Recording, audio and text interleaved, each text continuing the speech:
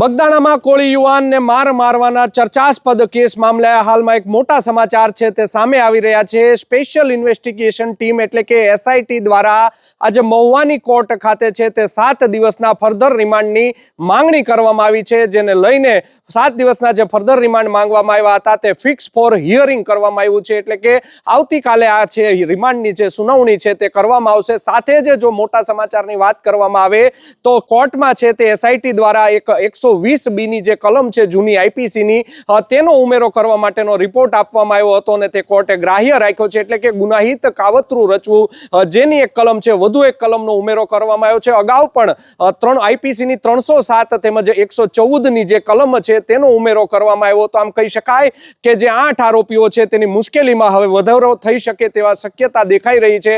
કલમ 120B નો ઉમેરો કરવામાં આવ્યો છે તેમજ જે 8 આરોપી છે તેના 7 દિવસના ફર્ધર રિમાન્ડ છે તે સ્પેશિયલ ઇન્વેસ્ટિગેશન ટીમ દ્વારા માંગવામાં આવ્યા છે, જેને લઈને આ મોટા સમાચાર છે તે હાલ સામે આવી રહ્યા છે। આવતીકાલે તેની છે વધુ સુનાવણી તે થવા જઈ રહી છે। જો વાત કરવામાં આવે તો નવનીત જે બાલદિયા છે તેને 11 દિવસ પહેલા છે તે બગદાણા ખાતે તેની ઉપર જીવલેણ હુમલો કરવામાં આવ્યો હતો અને તેને છે તે ઢોર મારવામાં આવ્યો હતો, જે મામલે સમગ્ર ગુજરાતમાં છે તે ચકચાર મચી જવા પામી હતી અને કોળી સમાજ છે તે નારાજ થયો હતો, જેને લઈને ગાંધીનગર સુધી પણ કોળી સમાજ છે તેના જે આગેવાનો છે, જે ધારાસભ્યો છે, સંસદ સભ્યો છે, કેન્દ્રીય મંત્રીઓ છે તે દોડી ગયા હતા, જેને લઈને ખળભળાટ મચી જવા પામ્યો હતો। જો વાત કરવામાં આવે તો આજે પણ કોળી સમાજ છે તે સુરતથી મોટી સંખ્યામાં મહુવા ખાતે દોડી આવ્યો હતો અને જે નવનીત બાલદિયા છે તેની સાથે સમગ્ર સમાજ છે તેઓ એક સુરે તેઓ લોકોએ જણાવ્યું હતું। સાથે જ એક બીજા જે સમાચાર છે, જે નવનીત બાલદિયાને મહુવાની હનુમંત હોસ્પિટલમાં દાખલ કરવામાં આવ્યો હતો તેને આજે છે તે રજા આપી દેવામાં આવી છે અને નવનીત બાલદિયાએ છે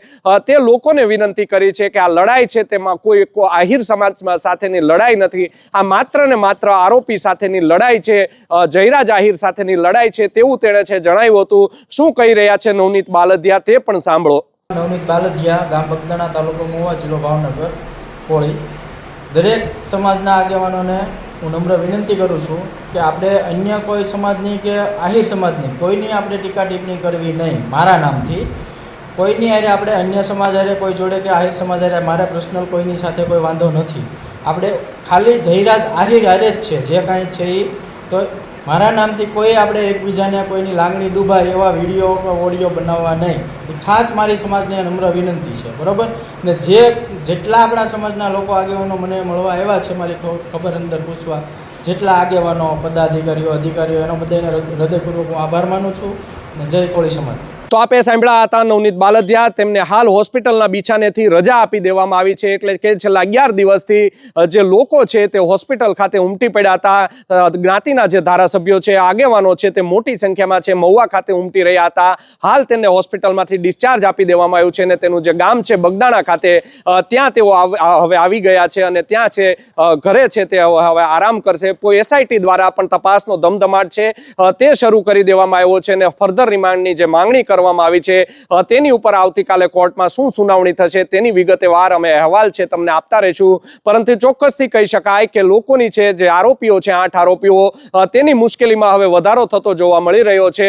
જે મુખ્ય આરોપીનું જેની સામે આક્ષેપ લાગી રહ્યા છે કે માયાભાઈ આહિર છે, લોક ડાયરાના જે કલાકાર છે, તેના દીકરા છે જયરાજ આહિર, તેના કહેવાથી આ માર પડ્યો છે। સાથે જ તેઓએ વિનંતી કરી હતી જ્યારે મુખ્યમંત્રીને મળ્યા હતા ત્યારે કે બોરડા ગામનો જે સરપંચ છે રાજુ બોરડા, તેનો પણ આમાં હાથ છે, તેની પણ તપાસ કરવામાં આવે, જેને લઈને હવે એસઆઈટી છે તે તેની પણ હવે છે તપાસ કરશે કે આમાં તેનો કોઈ હાથ છે કે કેમ। સાથે જ જયરાજ આહિરના જે ફાર્મ હાઉસ છે તેના સીસીટીવી છે તેની પણ તપાસ કરવામાં આવશે અને મહુવાની આજુબાજુનો જે વિસ્તાર છે તેના તમામ સીસીટીવી છે તે પણ હવે તપાસવામાં આવશે। સાથે જ જો અમારા સૂત્રોનું માનવામાં આવે તો આ કેસમાં બ્લેક કલરની નેક્સોન ગાડી છે તેની પોલીસ છે તે બંધ બારણે તપાસ કરી રહી છે। જ્યારે નવનીત બાલદિયાને મારવામાં આવી રહ્યો હતો ત્યારે બ્લેક કલરની એક નેક્સોન ગાડી છે તેની શંકાસ્પદ પ્રવૃત્તિ છે આ સ્થળ ઉપર જોવા મળી હતી અને તેમાં છે 4 થી 5 લોકો છે તે આગેથી આ સમગ્ર ઘટના જોઈ રહ્યા હતા અને જ્યારે તેને મારવામાં આવ્યો હતો ત્યારબાદ તમારા સૂત્રો કહી રહ્યા છે કે તમામ આરોપીને આ ગાડીમાંથી જ લઈ જવામાં આવ્યા હતા અને જયરાજ આહિરનું જે ફાર્મ હાઉસ છે ત્યાં તેઓ લોકો પહોંચ્યા હતા। સાથે જ અમારા સૂત્રોનું જો વાત માનવામાં આવે તો આજે વહેલી સવારથી જ્યારે કોળી સમાજની ગાડીઓ છે તે ભાવનગર તરફ આવી રહી હતી ત્યારે જે કોબડી ટોલ નાકું આવે છે ભાવનગરમાં એન્ટર થતા ત્યાં છે તે LCB હોય, પેરોલ ફરલોનો સ્કોડ હોય, SOGના માણસો હોય, તે છે સાદા વેશમાં ત્યાં ગોઠવાઈ ગયા હતા. સાથે જ જે ટોલ નાકું આવેલું છે તેના CCTV કેમેરા પણ પોલીસ દ્વારા છે તે કબજે કરવામાં આવ્યા છે. કોણ લોકો આવ્યા છે, કોની કોની ગાડીઓ હતી, કેટલા લોકો હતા જેવી ઝીણવટભરી પોલીસ પણ હાલ તપાસ કરી રહી છે. આ એક મોટા સમાચાર છે કે જે કોણ કોણ લોકો આવ્યા છે, જેને લઈને CCTV છે તે પણ કબજે કરવામાં આવ્યા છે. ઉચ્ચ અધિકારીની સૂચનાથી આ સમગ્ર જે કામગીરી છે તે થઈ રહી છે તેવું પણ અમારા જે નવજીવન ન્યૂઝના સૂત્રો છે તે જણાવી રહ્યા છે. જોવું રહ્યું આગામી સમયમાં હવે જે આ સમગ્ર તપાસ ચાલી રહી છે તેમાં SITના હાથ છે તે મુખ્ય જે આરોપી જેને ગણવામાં આવે છે, જેની ઉપર આક્ષેપ લગાડવામાં આવ્યા છે, ત્યાં સુધી જયરાજ આહિરના સુધી તેના હાથ પહોંચે છે કે કેમ, કે પછી ઘીના ઠામમાં ઘી પડી જાય છે. આ કેસમાં SIT દ્વારા હવે તપાસનો ધમધમાટ શરૂ કર્યો છે.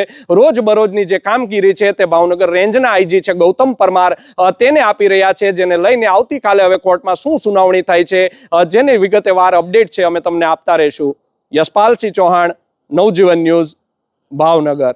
વૈષ્ણવજન તો તેને કહીએ જે પીડ પરા